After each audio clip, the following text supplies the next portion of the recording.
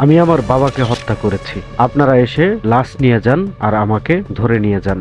ঢাকার সাভারে বাবাকে কুপিয়ে হত্যার পর জাতীয় জরুরি সেবা 999-এ ফোন দিয়েছেন জান্নাত জাহান শিফা নামের এক তরুণী। ফোন পেয়ে ঘটনাস্থল থেকে মরদেহ উদ্ধারের পর বাবার হত্যাকারী মেয়েকে আটক করে সাভার মডেল থানা পুলিশ। আর এরপরই উঠে আসে চাঞ্চল্যকর তথ্য।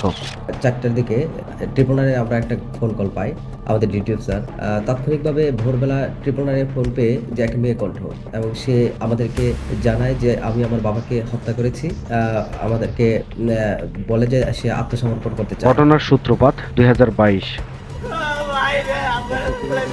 নাটোর জেলার সিংড়া থানায় বাবার বিরুদ্ধে ধর্ষণের মামলা করেন জান্নাত জাহান শিফা। সেই মামলায় জেল খেটে সাভারে আবারও মেয়ের সঙ্গে বসবাস শুরু করেন নিহত ওই ব্যক্তি। এরপর বিভিন্নভাবে জান্নাত জাহান শিফা তার বাবার দ্বারা যৌন হেনস্থার শিকার হন। এরপর থেকেই তাদের মধ্যে সম্পর্ক ভালো যাচ্ছিল না। হত্যার মূল কারণ হিসেবে প্রাথমিকভাবে এমনটাই ধারণা করছে পুলিশ। শিফাকে জিজ্ঞাসা করা হয় যে কেন সে এটা করেছে, তখন শিফা বলে তার বাবা তাকে শারীরিকভাবে অ্যাবিউজ করত। বৃহস্পতিবার সকালে এমন চাঞ্চল্যকর ঘটনা ঘটে ঢাকার সাভারের মজিদপুরের কাঁঠালবাগান এলাকার আব্দুল কাদেরের ভাড়া বাড়ির 5ম তলায়। সেখান থেকে মরদেহ উদ্ধার করে জান্নাতকে আটক করে সাভার থানা পুলিশ।